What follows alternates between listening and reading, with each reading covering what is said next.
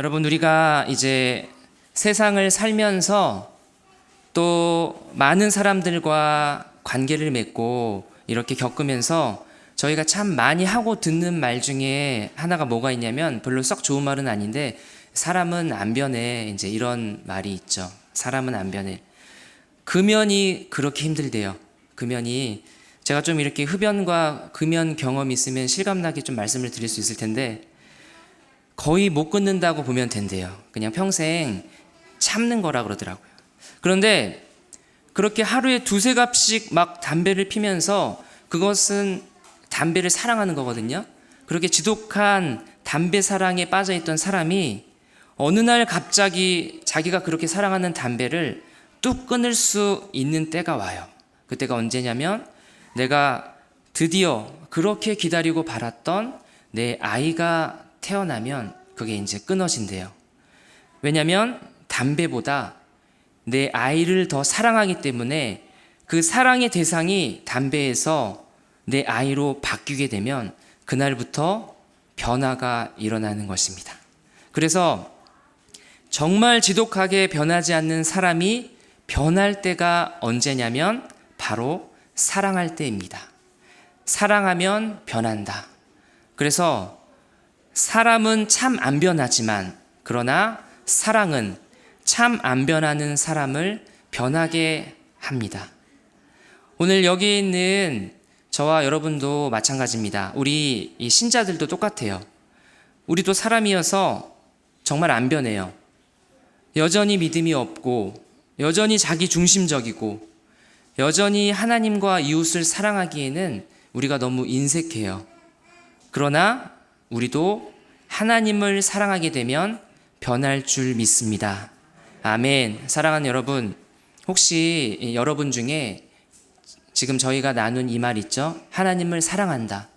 하나님을 사랑한다는 것이 어느새 이제는 나한테 너무 멀게 느껴지고 그냥 종교적인 언어가 돼버리신 분들이 계시다면, 하나님을 향한 여러분의 뜨거운 사랑이 다시 회복되기를 바랍니다. 혹시 여러분 중에 아직 하나님을 한 번도 사랑해 본 적이 없으신 분들이 계시다면, 부디 하나님을 사랑하시고 여러분의 삶이 정말로 진짜로 행복한 인생으로 변화되는 그러한 은혜가 있기를 주님의 이름으로 축복합니다. 아멘. 여러분, 그렇다면 저와 여러분이 어떻게 하나님을 사랑할 수 있을까요? 어떻게 그 잃어버렸던 사랑을 다시 회복할 수 있을까요? 그 방법은 먼저 하나님이 나를 얼마나 사랑하시는지를 정말 깊이 알고 그 하나님의 사랑을 느끼고 경험하는 것입니다.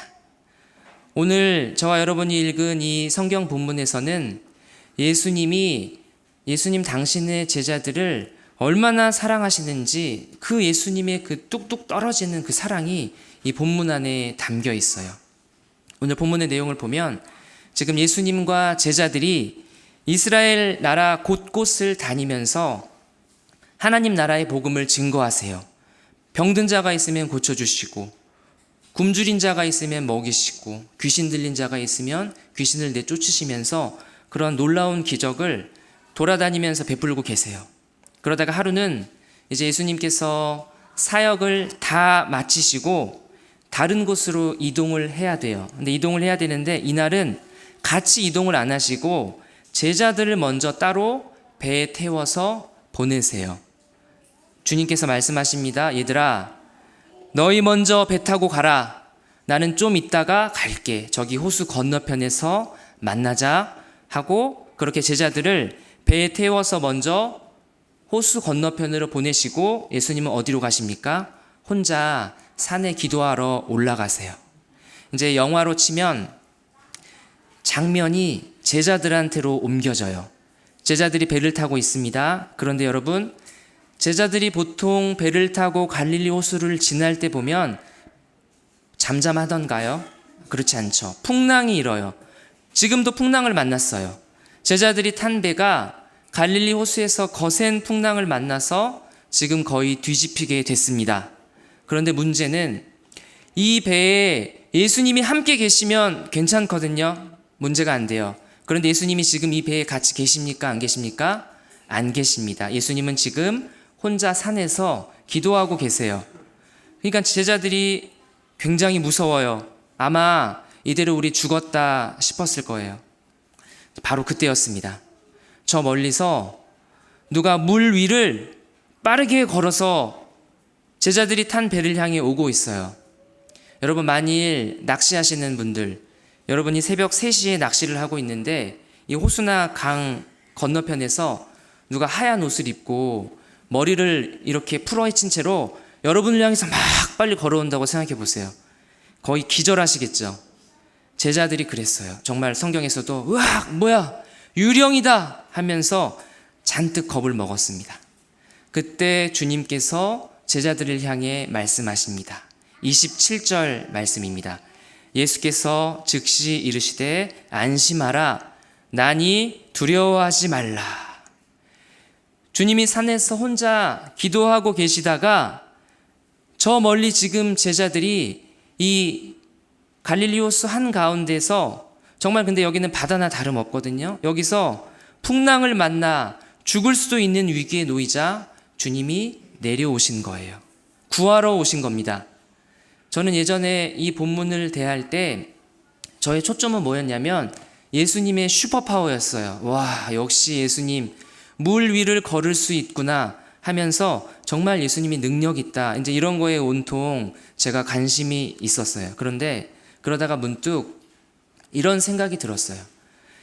주님께서 왜 굳이 그 새벽에 물 위를 걸으시는 수고까지 하셔야 했을까? 묵상하게 됐습니다. 왜 굳이 그러셔야 됐냐면, 한마디로 지금 예수님이 급하세요. 뭐가 급하실까요? 호수 위에 풍랑을 만난 정말 주님이 목숨처럼 사랑하는 당신의 제자들이 얼른 지금 죽게 돼 있기 때문에 얼른 가서 그 제자들을 구하셔야 한다는 그 마음 때문에 급하세요. 그래서 물 위를 걸어서 제자들한테 가는 거죠. 자녀를 키우시는 여러분, 또 키워오신 여러분, 내 아이가 지금 잠을 자다가 밤에 열이 펄펄 끓어요. 애가 막 숨도 막 헐떡여요. 그런데 여러분 중에, 부모님 중에 참았다가 아침에 내과 문이 열면 그때 데리고 가야지 하시는 분이 안 계시죠? 지금 당장 새벽 4시건 3시건 내 아이 들쳐 업어매고 응급실로 뛰는 겁니다. 지금 예수님께서 당신의 제자들을 향해 딱 그 마음을 가지고 계세요. 제자들과 멀리 떨어져 혼자 산에 계시지만 주님은 알죠. 지금 내 제자들이 어디 있다, 어디에서 어떤 어려움을 겪고 있다는 것을 주님이 아세요. 그래서 잠시도 지체하지 않고 물 위로 주님 자신의 몸을 던지세요. 물에 빠져 허우적대고 있는 내 아이에게 어느 부모가 지체합니까? 0.1초의 망설임도 없이 부모는 물속에 수영을 할 수 있건 없건 상관없어요. 내 아이가 빠지면 무조건 몸을 던지는 거예요. 주님이 지금 그렇게 사랑하는 당신의 제자들을 위해서 바닷속으로 그 몸을 던지시며 제자들을 향해 걸어가고 있습니다. 제 생각에는 주님이 천천히 안 걸어가셨을 것 같아요. 빠르게 물 위를 막 걸어가셨을 거예요. 왜냐하면 급하니까, 얼른 가서 제자들을 구하셔야 하기 때문이니까 그렇습니다. 사랑하는 여러분, 저와 여러분이 알고 생각하는 것보다 주님이 여러분을 훨씬 더 사랑하신다는 사실을 여러분 꼭 아시기를 바랍니다. 도대체 예수님이란 분은 누구신가? 자기 제자들을 위해서 저렇게까지 하시나? 물 위를 걷는 능력의 주님이시고 제자들이 지금 어떤 어려움에 처해 있는지를 아는 주님이시고 그 제자들을 구하기 위해서라면 자신의 몸을 기꺼이 물 위로 던지시는 그러한 사랑의 주님이시라면 나도 그 주님을 믿고 싶다. 나도 그 주님의 사랑을 받고 싶다. 그리고 나도 그 주님을 사랑하고 싶다. 오늘 여기에 계신 여러분들께서 부디 이 주님의 사랑을 알게 되는 그러한 주의 놀라운 역사가 있기를 주님의 이름으로 축복합니다. 아멘. 이게 시작이에요. 이 하나님의 사랑으로부터 모든 것이 시작됩니다. 주님이 우리를 얼마나 사랑하시는지, 제자들을 얼마나 사랑하시는지를 알았으니까 이제는 우리 차례예요. 이제는 우리가 우리를 사랑하시는 그 주님을 믿고 믿음의 한 걸음 한 걸음을 떼며 주님께로 걸어가는 것이 하나님을 믿게 된 저와 여러분의 인생입니다. 오늘 성경 본문에서 누가 그랬습니까? 베드로가 딱 그렇게 했어요. 28절 말씀 우리 한번 같이 읽겠습니다. 28절 말씀 시작. 베드로가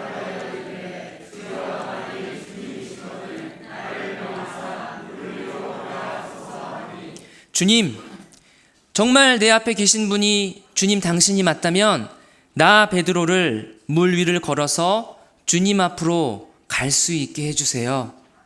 여러분, 베드로가 갑자기 왜 이렇게 생뚱맞아요? 왜 이런 요구를 하는지 지금은 잘 모르겠어요. 하지만 분명한 건 지금 베드로 안에는 믿음이 있다는 사실입니다.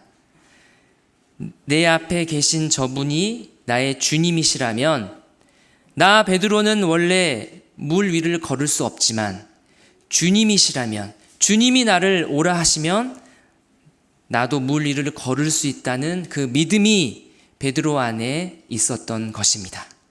그리고 주님은 베드로의 이 엉뚱한 요구를 무시하지 않고 들어주세요. 그래서 뭐라고 하십니까? 29절 한번 같이 읽겠습니다. 시작. 오라 하시니 베드로가 배에서 내려 물 위로 걸어서 예수께로 가되. 베드로는 시커먼 그 바닷속으로 발을 내디딥니다. 그리고 한 발 한 발 주님을 향해서 정말 그 물 위를 걸어가요. 마치 이제 막 걸음마를 뗀 아이가 부모를 향해 걸어가듯이 주님을 향해 걸어갔습니다. 베드로가 말합니다. 된다. 내가 지금 물 위를 걷고 있어. 저분은 유령이 아니라 나의 주님이 확실해. 오 주님, 너무너무 신기해요. 주님, 저는 주님을 이제 완전히 신뢰해요. 하면서 베드로는 주님을 향한 이전보다 더 큰 확신, 그리고 그 감격에 벅차 오릅니다. 그런데 그렇게 계속 잘 걷다가 주님 앞까지 다 가서 와락 주님 품에 안기면 너무너무 이게 완벽했을 텐데 중간에 문제가 발생합니다. 30절에 여러분 어떻게 되어 있습니까? 함께 읽습니다. 바람을 보고 소리질러 이르되 주여 나를 구원하소서 하니. 바람이 불어 파도가 치니까 베드로가 무서움을 느꼈어요. 그래서 베드로의 믿음이 작아졌어요. 지금 베드로 안에서 믿음과 현실 이 두 가지가 싸우고 있습니다. 주님이라면 내가 물 위를 걸을 수 있지라는 그 믿음과 한편에서는 사람이 어떻게 물 위를 걸어 말도 안 되지라는 현실, 이 믿음과 현실이 베드로 안에서 부딪힌 거예요.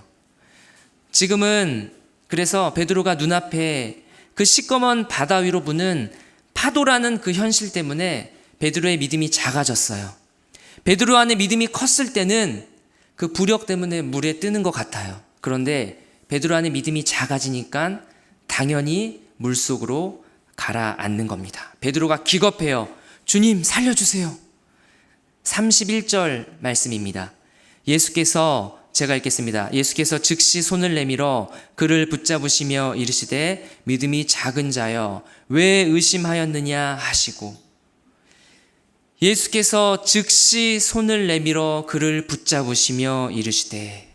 이번에도 예수님께서는 한순간도 지체하지 않으시고 즉시 손을 내밀어 베드로를 잡아주십니다. 즉시 손을 내밀어.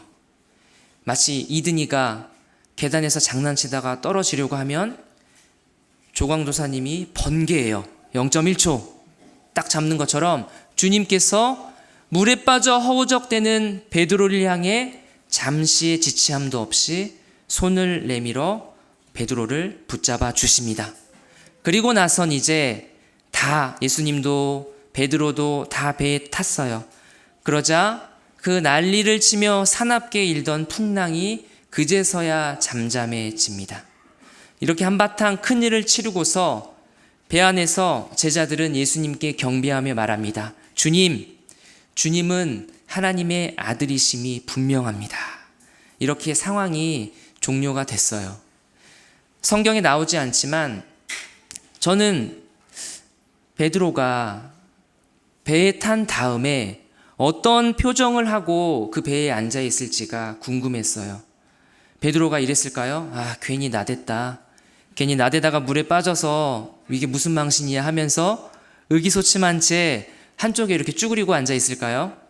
저는 안 그랬을 것 같아요.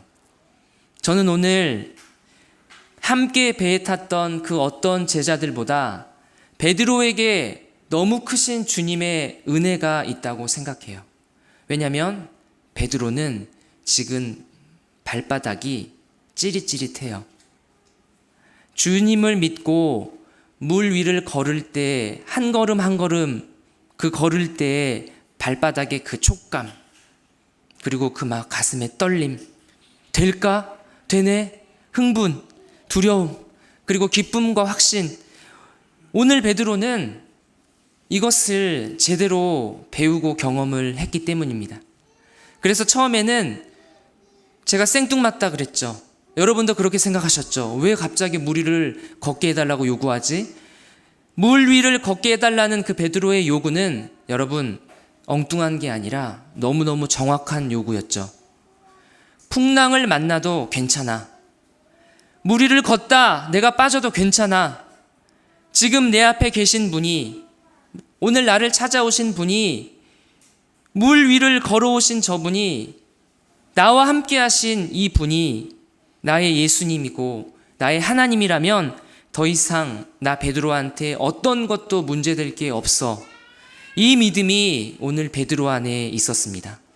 오늘 그렇게 주님께 사랑을 받고 그리고 주님을 사랑한 베드로는 믿음의 한 걸음 한 걸음을 주님을 향해 걸어갔습니다.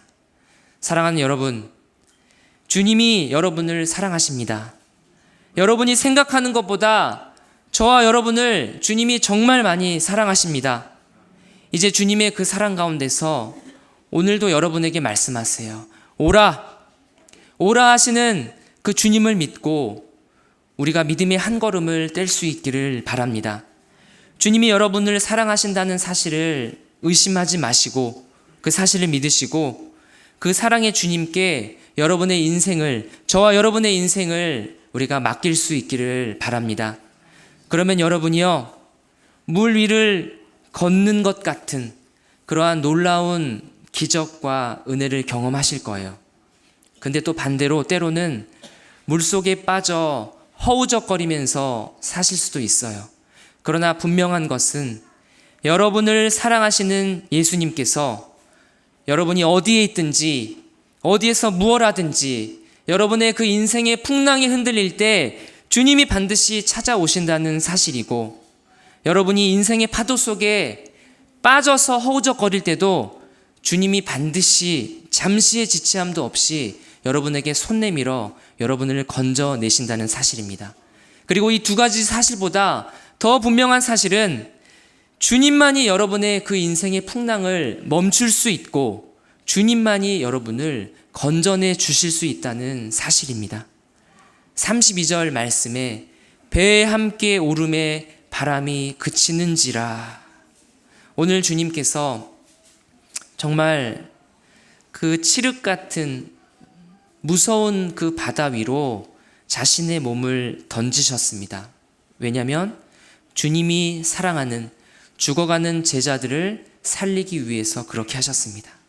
그리고 주님께서는 결국에는 십자가 위에다가 정말로 자기의 몸을 버리세요. 그리고 거기서 못 박혀 죽으십니다. 왜냐하면 제자들뿐 아니라 죄와 그 사망 권세에 묶여 죽어가는 저와 여러분을 살리기 위해서 십자가 위에서 자기 몸을 버리셨습니다. 갈라디아서 2장 20절 말씀입니다. 우리 함께 읽겠습니다. 내가 그리스도와 함께 십자가에 못 박혔나니 그런즉 이제는 내가 사는 것이 아니요 오직 내 안에 그리스도께서 사시는 것이라. 이제 내가 육체 가운데 사는 것은 나를 사랑하사 나를 위하여 자기 자신을 버리신 하나님의 아들을 믿는 믿음 안에서 사는 것이라. 아멘. 십자가에서 자신의 살은 찢기시고 자기의 피는 다 쏟으시고 자신은 그렇게 죽고 우리는 살리신 주님의 사랑이 오늘 지금 여러분이 보고 계신 이 앞에 있습니다. 사랑의 주님께서 오늘 우리에게 당신의 살과 또 당신의 피로 자신의 생명으로 오늘 우리에게 이 생명의 식사를 주님이 차려주신 거예요. 그리고 주님께서 저와 여러분에게 말씀하십니다. 사랑한다. 정말 정말 사랑한다. 네가 생각하는 것보다 내가 너를 너무너무 사랑한다. 안심하고 두려워하지 말라. 나를 믿고 또 한 걸음을 내디디라고 주님이 말씀하십니다. 오늘 이 성찬에 참여하시며 저와 여러분이 이 떡과 잔을 먹고 마실 때 주님의 사랑을 깊이 알 수 있기를 간절히 바랍니다. 그 사랑의 주님을 믿고 우리 자신과 그리고 오늘 함께 예배드리는 그리고 예배드리지 못하고 있는 우리의 온 가족과 그리고 천흥교회 우리 교우들과 함께 주님께로 그렇게 한 걸음 한 걸음 내디딜 수 있기를 간절히 바랍니다. 그렇게 해서 이 세상 속에서 여전히 그 풍파 가운데서 죽어가고 있는 영혼들을 지금 저와 여러분이 타고 있는 주님과 함께 타고 있는 이 안전한 배로 그들도 함께 데리고 와서 이끌어 와서 그렇게 주님을 믿고 우리의 이 신앙생활을 한 걸음 한 걸음 나아갈 수 있는 여기에 모인 우리 모두가 되기를 주님의 이름으로 축복합니다. 아멘.